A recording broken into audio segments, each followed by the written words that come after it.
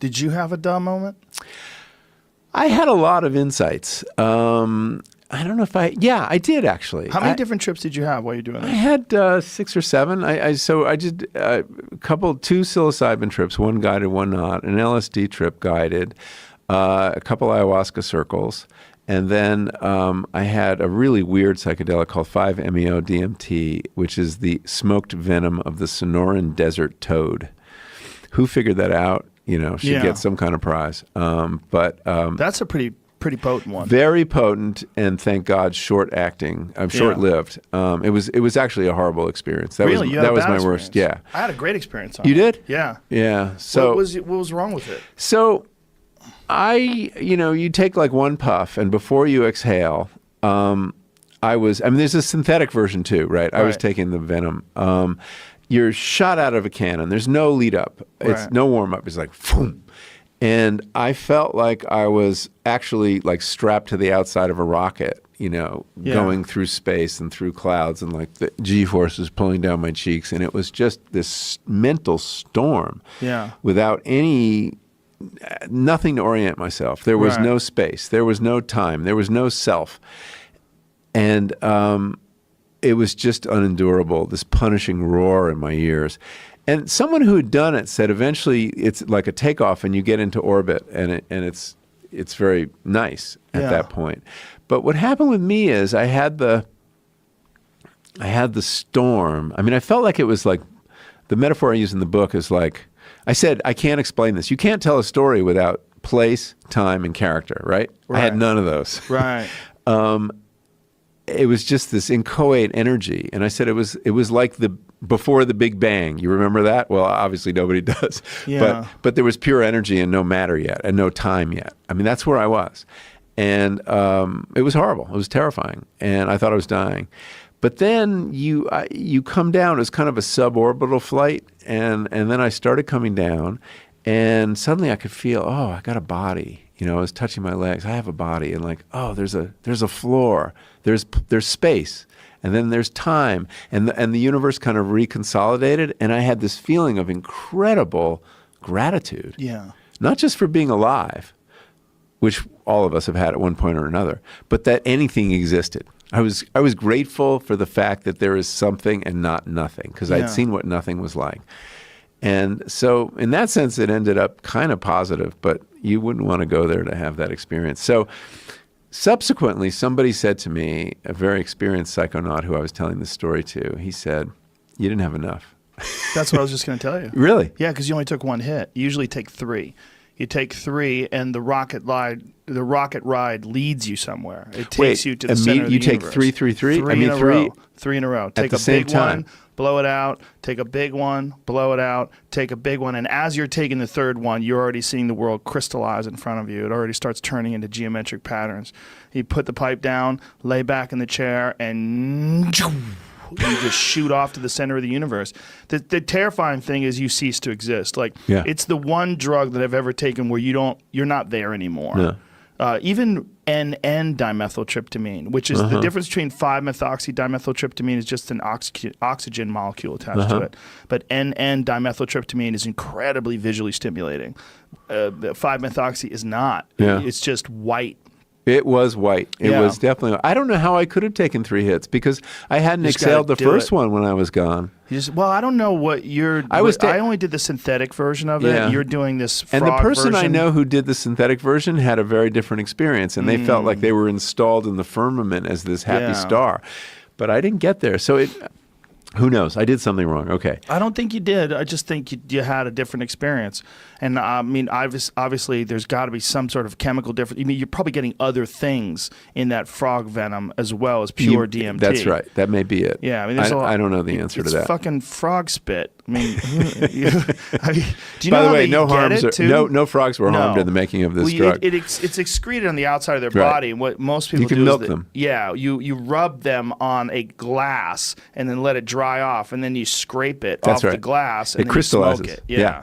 I heard you just kind of squeeze them and then it sprays the glass and overnight it turns into, it looks like brown sugar. Yeah. It's an amazing thing. You're the first person who knows anything about it who has interviewed used to be able me. to buy it. It was legal till recently, 2011. Jug of this shit. Oh my God. Offline. I bought it from some company, American chemical company or something, and they send it to you. And I had enough to get the entire state of California high for several days because it doesn't take much. It doesn't. But it's not something you want to do very often. And I don't think it has the same kind of healing properties because you're not bringing back information that's usable. I brought back a lot. You did? Yeah, I brought back a lot about myself. And one of the things that I realized, like as I recorded, what I would do is post-trip, I'd hit a tape recorder right when I became conscious again and start talking about the experience. And what I remember saying about the 5-methoxy DMT experience is like, as I'm trying to recount what happened, I feel my ego trying to retake hold of the situation and even use words in a way that might impress you with my ability to describe things. Or as a professional comedian too, I was aware that like a lot of what you're doing, you're saying things in a way that's pleasing to people so that they get excited about hearing you talk. And I was very aware of that while I was doing that. I'm saying I'm trying to explain things that are not possible to explain because the words that we're using were all invented for a world that doesn't exist in the DMT dimension. And once you break through, it is so profoundly alien that any words... And liberating? Yes. Yeah. Well, in a way, I mean, it may be really, truly realize that we are in a soup of atoms.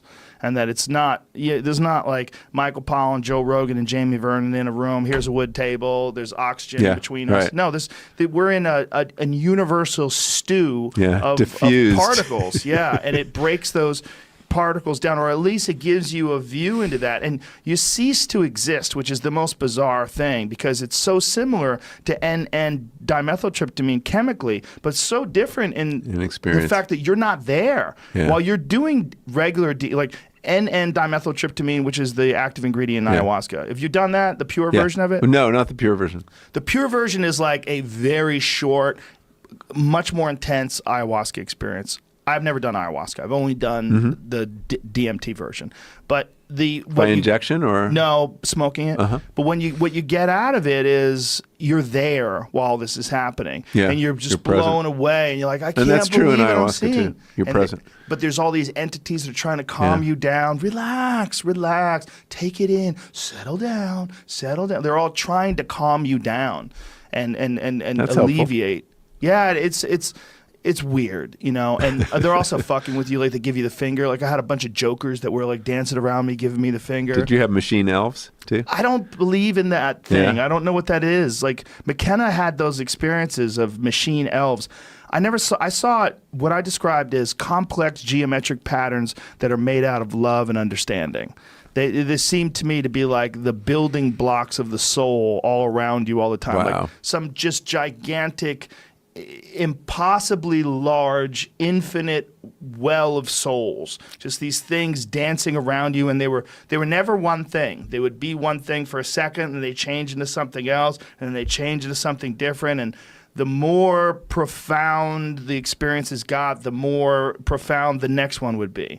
And they kept saying, like, look at this. Like, but the words weren't real words. That's the other thing. It's like I'm saying the words, look at this. And I would have that in my head, but I never heard anybody say it. It was almost like it was triggering the concept of those words in my mind. Right. It's pre or post linguistic, some of these experiences. What kind of music you listening to?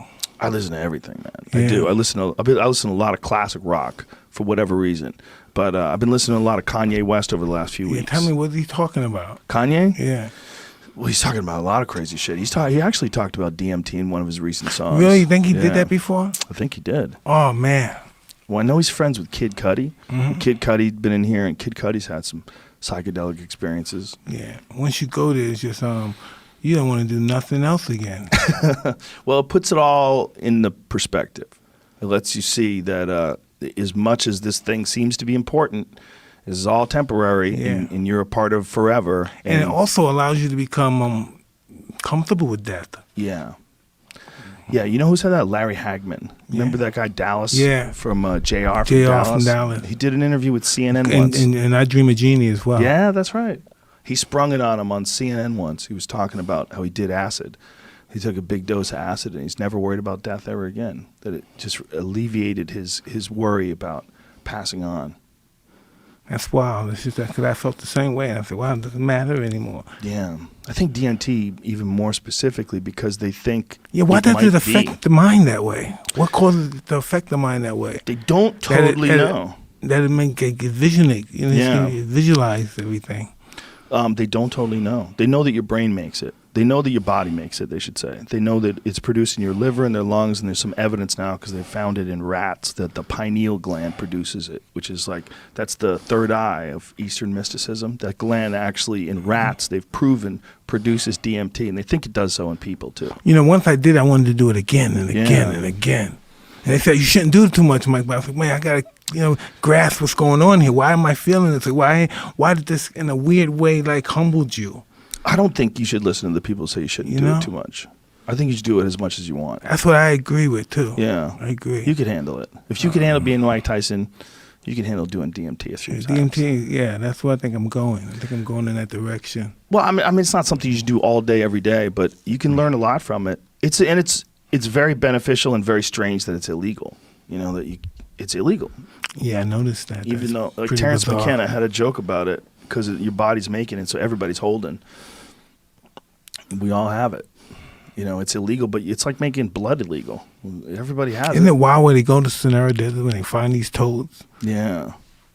Yeah, I've never experienced it from the toad. I've only watched it on experienced television. With the way they extract it? Yeah, they grab him and they squeeze it. They bust his pimples and they bust it on the glass of mirror and then they take it off and they let it harden. Yeah, they let it dry in the sun. They scrape it off with a razor blade. Yes. I've only had it synthetically made in a laboratory. You used to be able to buy it online. You used to be able to buy like a fucking can of it, like this big, enough to get like a whole state high. You just buy it online. It was totally legal. Incredible. Yeah, it's weird. It's bizarre that it's illegal. Well, they would say not for human consumption. But I don't know what the fuck you're doing with it if you're not using it for human consumption. But you used to be able to buy it. I've never felt anything like that before. No, nothing like that. Makes me not want to do anything. Nothing else can supersede that. How long ago did it happen? I don't know, around 2 months ago. Yeah. Did you write down what happened after it happened, or did you record it? No, I wish I did. Yeah. I wish I did. Yeah, me too. If it goes away like a dream, right? It comes off, you're so scared. It starts off like this to me, like, no, yeah! That's how I start. No, I don't want to be this. I said, hey, I want this to stop now. And the guy was like, hey, you're on the ride. And I'm like, no, yeah! I love it. Yeah. I love you. Yeah, you love everybody. Yeah, so spazzed out. Yeah. Did you have a hard time letting go? At the beginning, I was fighting it. I was saying, stop. I wanted to stop now. Just stop this shit now. Stop. And the guy was like, hey, the show was like, I can't do it. You got to go for the ride, dude. And it was like, oh, man. It's like I'm dying. Things are going on my face. I'm seeing the Aztec things. I'm seeing toads. I'm just seeing weird animals and things. They're just flying. It's like another chamber. It's boom, flashing. You're like, boom. Yeah. And you gone. It's like a rocket. You taking off. Boom. Yeah, it's beyond your imagination.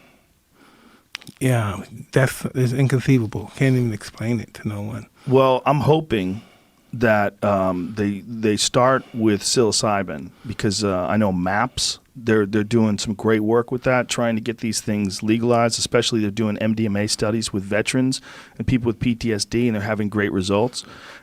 They're moving into psilocybin. They would love to get psilocybin legal, and it's up for ballot. I think it was in Oregon. Is that where it is? It's up for. I think Oregon is up for legalization this year, and it may be eventually in California as well. They may. How you think they're gonna do with that?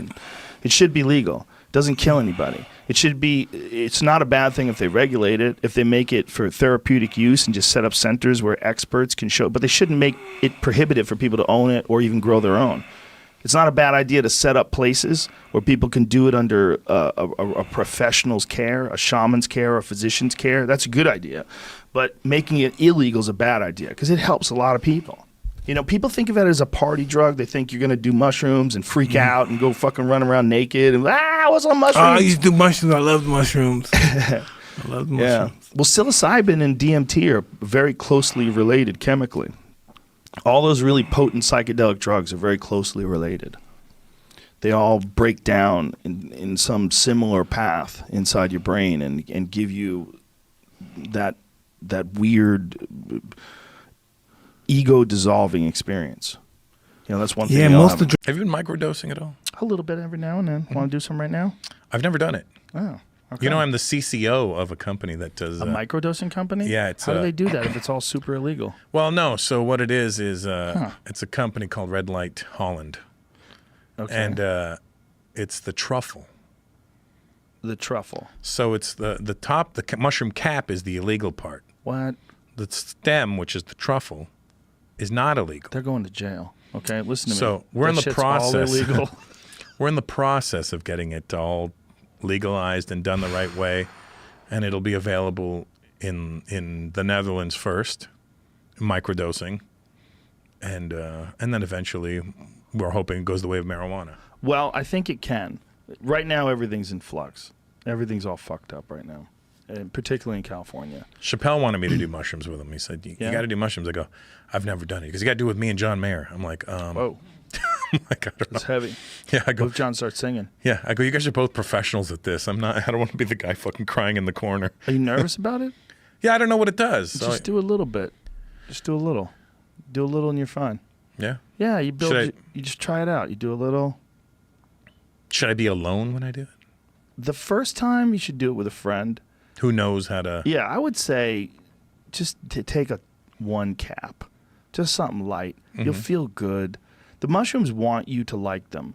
And so the first time you do it, they're going to welcome you. They're going to be like, oh, man, this is what you should be doing. Yeah. We're going to straighten out all your personal problems, all these little weird personality tics that you got, all this strange shit, trouble you keep getting yourself into. I fucking do, too. We'll help you. The mushrooms are going to talk to you. We'll help you. And then one day they're going to trick you into taking a large dose, and then you're going to meet the aliens. Then you're going to realize that this dimension that we live in it's connected to neighboring dimensions that are accessible through certain psychedelics. And then once you see that, you can never unsee it. It's regular life loses its seriousness. It loses like 20% of its seriousness. It's still serious, still regular life, but 20% of it goes away forever because you know that that's possible. You know that these other worlds exist and that other people are just out there running through their entire life from birth to death, and they never experience those worlds. And that's weird because like you're running around. Like I run into people because people know that I've done a lot of psychedelic drugs. So I'll run into people that know and they've done it too, and they look at you and they'll talk to you like, hey man, I did this because of you. Like a buddy of mine said that to me the other day. You gave me the courage to try this psychedelic drug, and I was like, oh shit, what was it like? And he's like, what did he "Man." take? He took DMT, and he was like, that's a little bit more advanced, I would imagine. and this guy's he's a bad motherfucker. He's a Navy SEAL, but never had any experience like that. DMT What was is his like, experience with it? Well, I mean, I would have to talk to him more in depth, but when everybody does it, what you get when they're describing it is just sort of like trying to use words to describe something where there's no references. It's not, the words don't work. You you could kind of tell me what it was like, and I could kind of go, yeah, okay, I kind of see that because I've done it. But if I hadn't done it, there's no way. I have nothing. It's like somebody trying to explain their dream to you. Well, that's what's similar in this stuff. DMT is actually endogenous. It exists in the human body, and they believe that it comes out in your dreams.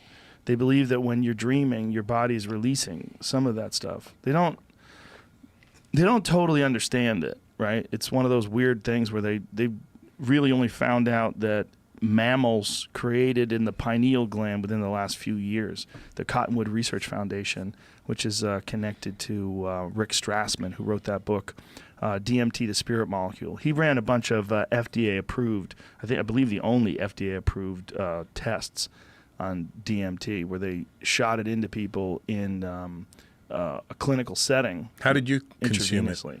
Freebasing it. You freebase it. Really? Yeah. Like a fiend? Yeah, like a fiend. It's like a glass bowl connected to like a tube, and you light the bottom of the bowl. The DMT sits inside the bowl. What is the... It looks like a white powder, Okay. like a white, almost yellowish white powder. Depending on which one you take. The 5-methoxy DMT is white, and then the other stuff was more like white with like a little bit of yellow to it.